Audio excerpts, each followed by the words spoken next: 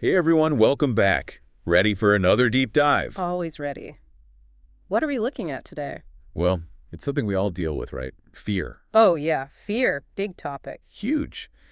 But what if I told you there's a way to, tap into this source of strength that helps you actually conquer it? Okay, I'm intrigued. I knew you would be. We're looking at this excerpt today.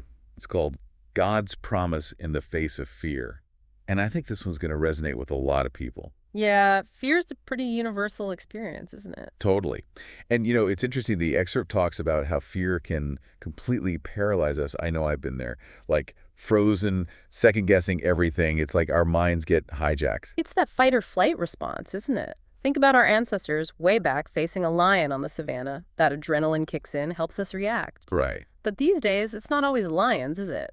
Could be a presentation at work, a tough conversation. Oh, for sure. Or even just the daily anxieties that kind of pile up. Exactly. So how do we handle those modern-day lions? Well, the excerpt actually points to a verse in Isaiah 41:10. It's like Yeah. a source of comfort. Okay, I'm familiar with that one. It says, "Do not fear, for I am with you. Do not be dismayed, for I am your God.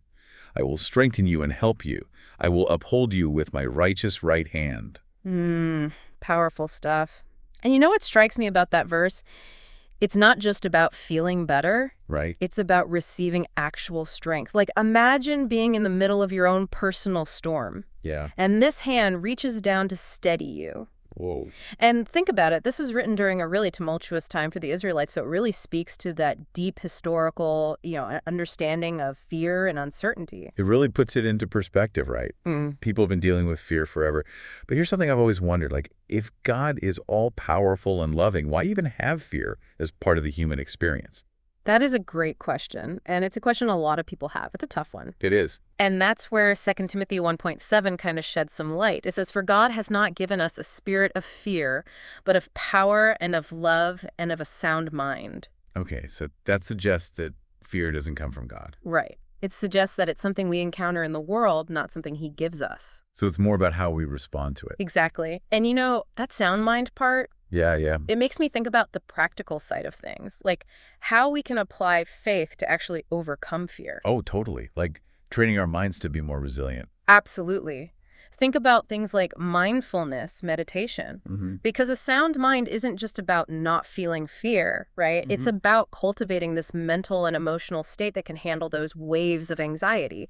And that's where faith comes in. It's powerful because instead of letting fear control us, we can choose to lean into the strength and love that God offers, make decisions based on faith, not fear. And I love that image the excerpt uses, the storms of life metaphor. I think everyone can relate to that. Oh, yeah, we've all been there. So what are some of those storms you're facing right now? Maybe it's a health challenge, maybe finances are rough, maybe it's a relationship. Whatever it is, these verses remind us we're not alone. You got it. And it's not just about getting through the storm. It's about moving through it with, purpose and direction. Yeah. Remember that image from Isaiah?